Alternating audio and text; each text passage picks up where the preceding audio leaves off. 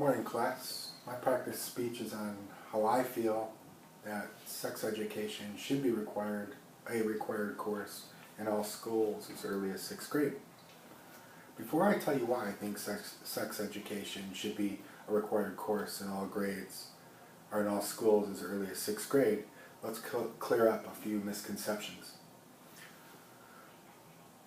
Sex education is not about telling 12-year-olds or even 18-year-olds that we think it is okay for them to rush off and have sex. People like me who advocate sex education are not lacking in morals. Okay? So this is why I think it should be required. Maturing girls and boys need to understand how their bodies work. Most of us agree that knowledge is good.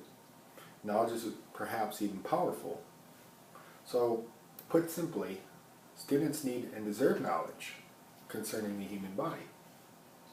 And just as a teacher would be happy to explain the digestive system to a student without being accused of advocating overeating or undereating, a teacher should be happy to explain the reproductive system without being accused of advocating non-marital or thoughtless sex. It is very hard for me to understand or to tolerate the fact that a school curriculum or a teacher might ignore a part of the human body just simply because some people mistakenly believe that to teach students about how their bodies work is somehow advocating a lack of moral values.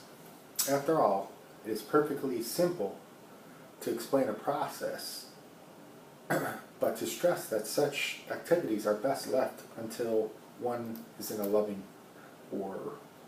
relationship or marriage. A teacher could then encourage a student to seek further guidance on this from their family or church, depending on the student's religious convictions and the family's point of view.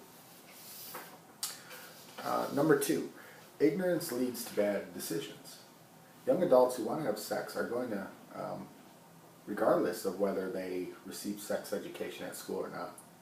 Of course, parents, religious organizations, friends should attempt to raise children with strong ethical values. Children who will grow into young adults capable of understanding right and wrong. But once again, I would stress that merely processing the information about sex and reproduction presented from an educational perspective would not change whatever moral value the particular student had growing up hearing and learning.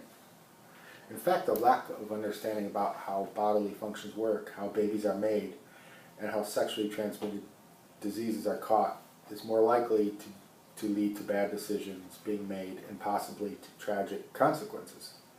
Personally, as a father of 2 girls, I prefer that they make their later decisions based on knowledge and understanding rather than, at best, a hazy and incomplete idea of their own reproductive organs and processes. Number 3, some people may argue that parents are the correct people to educate their children on this sensitive subject. However, I can think of several problems with this scenario. Firstly, not all parents have the inclination to talk about sex and reproduction. I could suggest that perhaps single fathers with daughters or single mothers with sons have the toughest time, but I'm sure there are plenty of 2-parent families where nobody feels comfortable talking to their children about sex. Secondly, some parents who just don't have the knowledge, and while most parents will try, there will always be those who don't make the time or make the effort to acquire this knowledge. They'll find out from the friends. These parents perhaps imagine.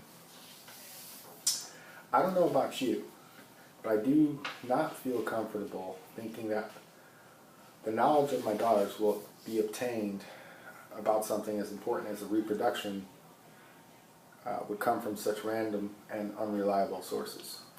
Now, I do realize that sex education can be more than just learning about the human reproduction. It can mean learning about contraception, which is a whole controversial topic in its own right. So not to go too deeply into that area, let me just reiterate once more that I do not believe that simply Having knowledge about something means that anyone is more likely to use that knowledge. I return to point 2. Young adults will have sex if they want to, regardless of whether they receive education at school about the subject or not. Their decision will be based on their upbringing, their own ethical values, their maturity, or should we say hormones, amongst other factors. Their decision will not be based on the fact that they went to a school where sex education was mandatory, but what the sex education might provide these young adults is the knowledge of how serious sex can be. They will know how to protect themselves from disease and unwanted pregnancies. They will understand the consequences of their actions. This is, to my way of thinking, can be only a good thing. In the words of Roland Martin, writing in October 2011 for CNN, whether it's safe sex practices or even abstinence, all of these issues must be dealt with within an educational setting. Because when we look at teenage pregnancy rates, sexually transmitted diseases, including HIV/AIDS, it only makes sense to have as much education as possible. Martin goes on to point out that parents who, as he puts, bury their heads in the sand, need to accept the reality that it is out there. Talk to the school and administrators, he suggests. I wholeheartedly concur that with his views, and that is why I think sex education should be a required course in all schools. Thank you.